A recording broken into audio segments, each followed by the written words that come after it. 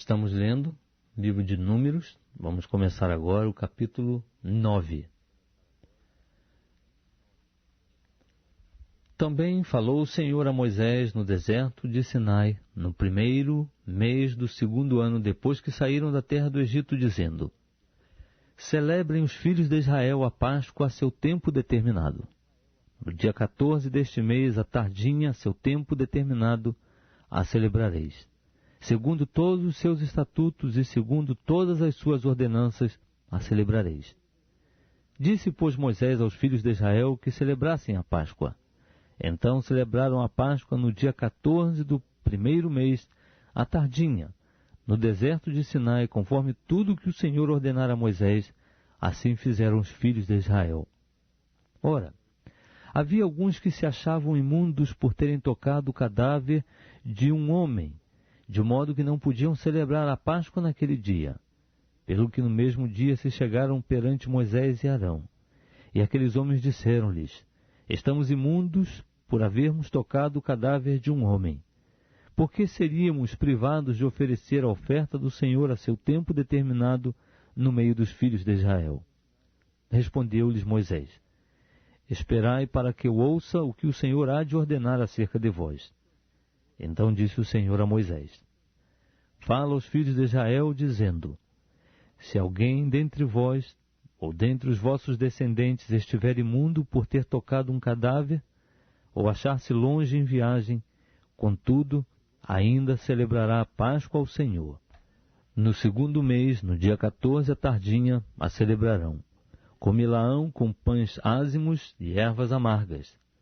Dela não deixarão nada até pela manhã, nem quebrarão dela osso algum, segundo todo o estatuto da Páscoa a celebrarão. Mas o homem que, estando limpo e não se achando em viagem, deixar de celebrar a Páscoa, essa alma será extirpada do seu povo, porquanto não ofereceu a oferta do Senhor a seu tempo determinado. Tal homem levará o seu pecado. Também, se um estrangeiro peregrinar entre vós e celebrar a Páscoa ao Senhor, segundo o estatuto da Páscoa e segundo a sua ordenança, a celebrará. Haverá um só estatuto, quer para o estrangeiro, quer para o natural da terra. No dia em que foi levantado o tabernáculo, a nuvem cobriu o tabernáculo, isto é, a própria tenda do testemunho, e desde a tarde até pela manhã havia sobre o tabernáculo uma aparência de fogo. Assim acontecia de contínuo, a nuvem cobria e de noite havia aparência de fogo.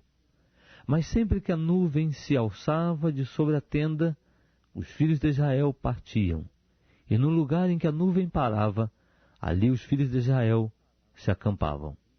À ordem do Senhor os filhos de Israel partiam, e à ordem do Senhor se acampavam. Por todos os dias em que a nuvem parava sobre o tabernáculo, eles ficavam acampados. E quando a nuvem se detinha sobre o tabernáculo muitos dias, os filhos de Israel cumpriam o mandado do Senhor e não partiam. Às vezes a nuvem ficava poucos dias sobre o tabernáculo. Então, à ordem do Senhor, permaneciam acampados. E à ordem do Senhor, partiam. Outras vezes ficava a nuvem desde a tarde até pela manhã. E quando pela manhã a nuvem se alçava, eles partiam. Ou de dia, ou de noite, alçando-se a nuvem, partiam.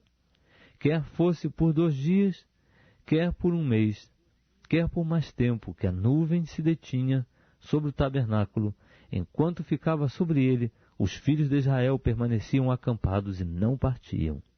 Mas alçando-se eles partiam. À ordem do Senhor se acampavam, e à ordem do Senhor partiam.